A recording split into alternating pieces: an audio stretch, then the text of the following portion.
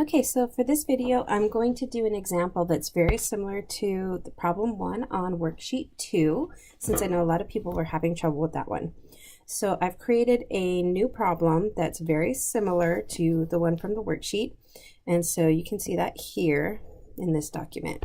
Okay, you're also going to need when you're, oops, that's not what I want. Okay, so when you are completing this problem for part B, you are going to need this document where it has the Pearson correlation table, right? So this document here where it has the critical values of Pearson's R. Okay. So we're going to come back to that when we need it. So for this problem, got a new scenario. So the following table shows data on how many units a student is taking during a semester and their stress level as measured by a survey for students in a chemistry class. A researcher is interested in whether there's a correlation between the number of units a student is taking and their stress level. So this is really telling us these are our two, that's not what I want. Sorry, so these are our two variables. So the number of units a student is taking is one variable. And then the other variable that we're doing in this correlation is stress level. And we know from the problem that stress is being measured by a survey. And then it goes on to say that scores on the stress test can vary from 5, which means not very stressed, to 25, very stressed. So we'll expect to see values for stress level in this range of 5 to 25. And so keep in mind, a high score on the stress test means they are very stressed. A low score means they're not very stressed. Because that'll affect sort of how we interpret things if we do find a correlation. So here's our data set. We have 15 students in this chemistry class. We can see the stress level is in this column here. Again, high numbers mean high stress. And then the unit load we see here. So you can think of that as in terms of how many classes they're taking and how many units those classes are. So for example, our Psych 105 class is a 4-unit class. So here's our data. What are the null and alternative hypotheses? Okay, so you want to remember that whenever we're talking about the null hypothesis, that's really the nothing hypothesis. Nothing's going on. So since this researcher wants to know, is there a correlation or a relationship between our two variables? Then our null hypothesis is going to be no. There is no correlation. There is no relationship between those variables. And remember, the notation for null hypothesis is this H naught or H sub 0. So our null hypothesis would be that there is no relationship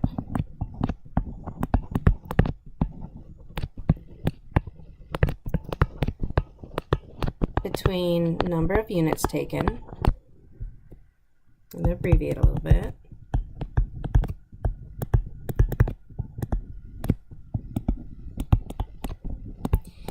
and stress level. All right, since those are our two variables, our null hypothesis is they're not related, no relationship.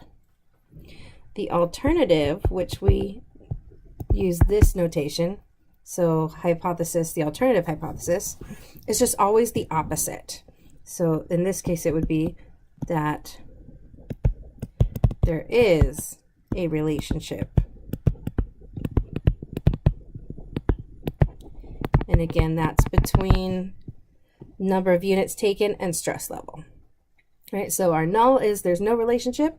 Our alternative is there is a relationship. So we'll go ahead and run a test to see, do we keep this guy and think that there is no relationship, or do we reject him, right? So that's why it's called null hypothesis testing. So we don't want to know at the end, our decision is going to be, what do we do with the null? Is it this, or do we reject it and go with the alternative? So it helps to, let me go ahead and erase these. So since we are doing this sort of, we're not necessarily doing it by hand per se, but we're going to need to have some sort of value to compare against to determine if we are going to reject or not reject the null. And so since, if you kind of skip ahead, I don't give you the p-value or the significance value. So in this case, since you're not given a significance or p-value, we have to use that chart to look up critical R.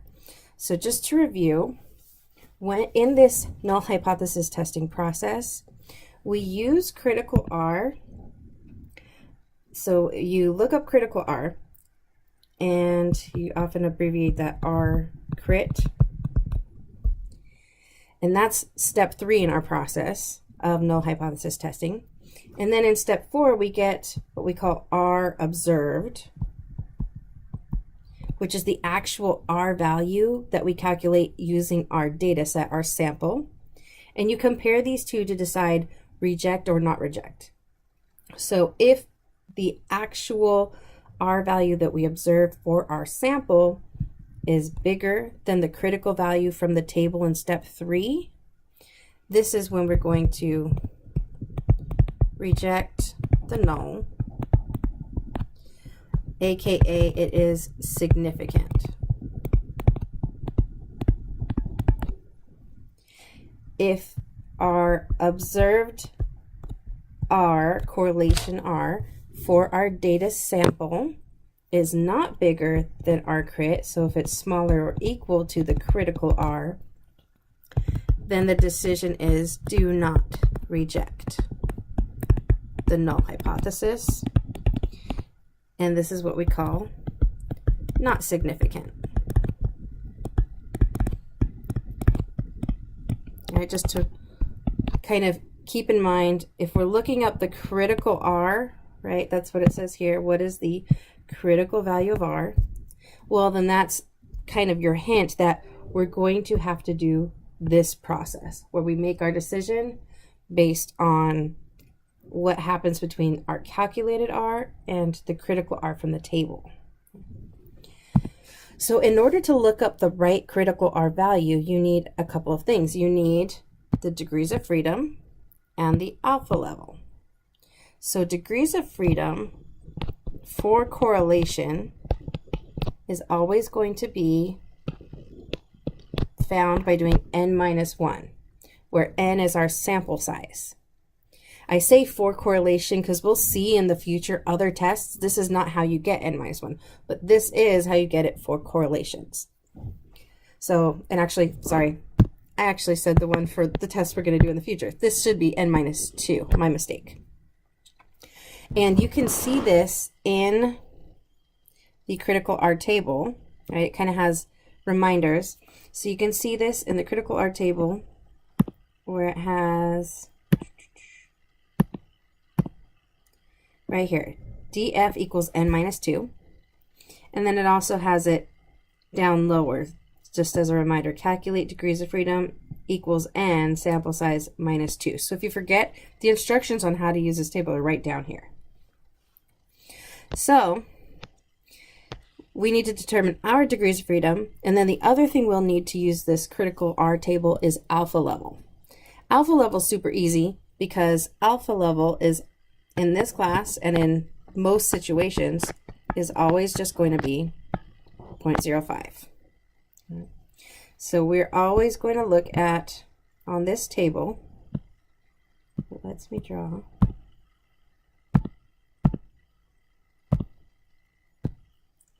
It's going to be this column that says 0.05 at the top, and it actually wraps around and keeps going right here. So these levels, how it says level of significance, that means alpha level. So the alpha level we're going to use is 0.05. We're always using 0.05 in this class. So our degrees of freedom, n-2. So you need to know what is our sample size. And from that, you can come up back to our table, and we can see that our sample size is 15. So if we plug that in, sort of running out of space here, But we do 15 minus 2. Let me write this with a little more space. Okay. So we know degrees of freedom equals n minus 2, and Rn equals 15. Then our degrees of freedom is equal to 13. Just take 15 and subtract 2. We know that our alpha we're using is 0.05. So what this is, how we're going to use this is the alpha tells us which column to look at, and the degrees of freedom tells us which row to look at in our table. So switching back over to our table, we see that we want to use the 0.05 column, right, which we've already sort of highlighted, so that's this guy. Our number is going to be one of these numbers in the 0.05 column. And then how we narrow it down is we want to go to the column that is labeled DF equals 13. Okay, so we come along this left-hand side until we get to 13. And so we want to look, okay, where do these two things intersect? Bingo, there's our number. 0.514 is where we do alpha is 0.05 and degrees of freedom is 13.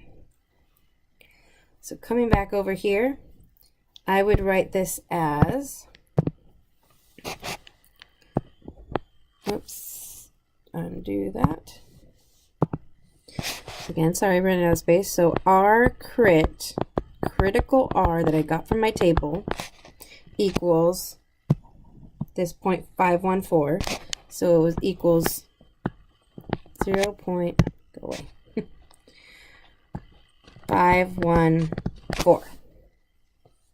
So this is really the kind of answer you would give on your worksheet for this problem. What is critical R? It's right there. What is degrees of freedom? It is right there. And what is your alpha level? Right there. So we can go ahead and get rid of that guy. Let's come back into here. So C says, after running this analysis in PSPP, because of course it's a pain in the butt to do by hand like we did in class, the researcher finds that Pearson's correlation, aka R, or in this case really what we're talking about is R observed, right? This is based on the data. So they find that this Pearson's R correlation is equal to 0.69. Okay, so this means R observed is equal to 0.69. And we have from the part above, B, that R critical equals 0.514. And since this is 3 decimal places, I'm just going to add a third one on there so they're the same length so it doesn't get confusing of which one's bigger.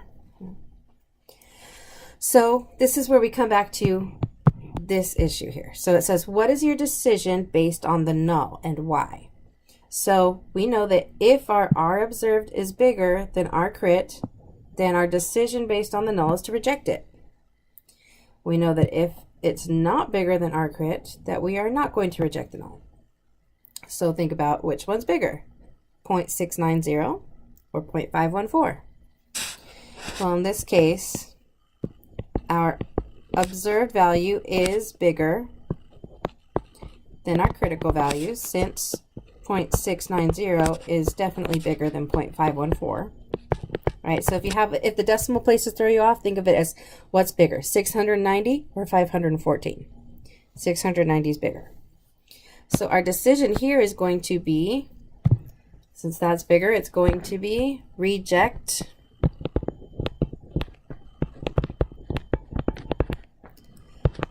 the null hypothesis. And our why, this is why, because our observed R was bigger than our critical R. So that's our decision. So if we are deciding to reject the null hypothesis, let's go back and look at our null hypothesis. So our null hypothesis was there's no relationship.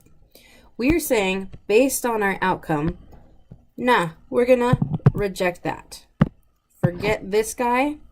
We're going to go with the alternative because our evidence says, nope, it doesn't make sense that it would come from a population where there's no relationship. So we're going to say there is a relationship here. So here where it says define the relationship between the variables, this is where I'm going to say, well, since I'm rejecting the null, sorry, my pinky keeps hitting the wrong spot. Okay, so since we're rejecting the null, this means that there is a relationship. And besides just knowing that there's a relationship, I do know a few other things as well, right? So using my actual calculated R value, I could say that, and if you look at this 0.690, if you remember from classwork 11, we had a chart that said, like, if R is between 0 and 0.09, it's going to be small or weak. If it's 0.1 to 0.29, that's, sorry, this one's actually no relationship. This one is, it's considered weak. If it's between 0.3 and 0.49, it's considered medium or moderate. And if it's 0.5 or higher, then this is what we call a strong relationship, okay, or large, I think might have been the terminology in that packet. And again, that's from classwork 11.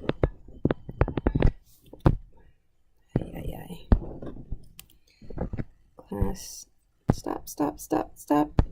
Sorry guys, technical difficulties. Gotta just not lean on the screen. Classwork 11. Okay. So if I look at this guy, 0.690, that's going to be, is 0.690 is definitely higher than 0.5. So I know it's a strong relationship. I also know that it's not negative. So it's a positive relationship. So I could say, I could conclude on this that there is a strong, because it's more than 0.5, positive, because the value we got is not negative, so therefore it's positive. Relationship or correlation, you can use the word correlation too, between my two variables. And to think back to the problem in the first place, what were my two variables? Units taken and stress level. So there's a strong positive relationship between, let's say, the number of units taken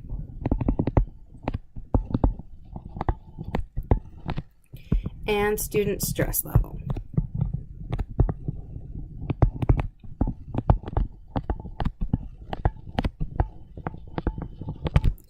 So if you think about what this means really in the context of our problem, remember when I said that I pointed out that a high value for the stress level means high stress, right? We saw that here when we were talking about how scores are done on the stress test.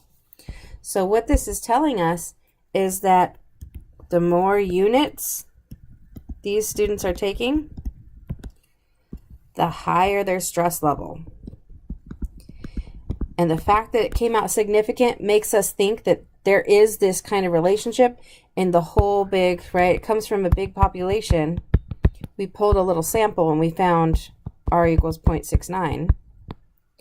So this makes us pretty confident that there is some strong positive relationship in the population as a whole.